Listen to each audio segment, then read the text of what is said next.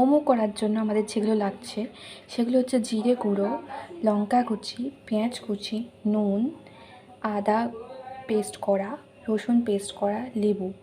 আর এখানে মাংসটা করা আছে, চিকেনটা এখানে একটুখানি হলুদ দিয়ে ম্যারিনেট করা আছে। এটার জন্য বোনলেস চিকেন, তার জন্য আমি এখানে বোনলেস চিকেন নিয়েছিলাম, যেটাকে আমি পেস্ট করেছি। সোয়া সস, সব উপকরণ দিয়ে আমি এখানে চিকেনটাকে ম্যারিনেট করে রেখেছি। এটাকে আমি 20 মিনিটের জন্য ঢাকা দিয়ে রাখবো। আর আমি 1 চামচ মতন সোয়া সস দিয়েছি। তো এটা ময়দা মাখা, এখানে নুন আর সাদা তেল দিয়ে ময়দাটাকে আর গরম জল দিয়ে ময়দাটাকে ভালো করে মাখা হয়েছে। এখন এটাকে 20 মিনিটের জন্য রেখে দিতে হবে।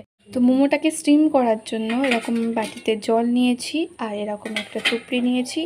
আর এর উপরে সাজিয়ে এটাকে প্লেট দিয়ে ভালো করে মুড়ে দেবো, যাতে ভাপটা না বেরোতে পারে, স্টিমটা না বেরোতে পারে। এইভাবে লেচিগুলোকে বেলে নেওয়া হয়েছে। তো তেল মাখিয়ে বেলে নেওয়া হয়ে গেছে, পুর দেওয়া হচ্ছে। এবার এটাকে বাঁধা হবে।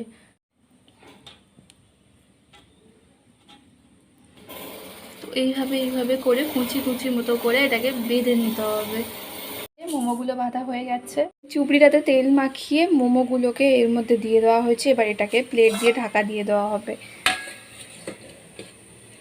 দিয়ে এটাকে 30 মিনিটসের জন্য স্টিম করতে দিতে হবে। এই যে মোমোগুলো রেডি।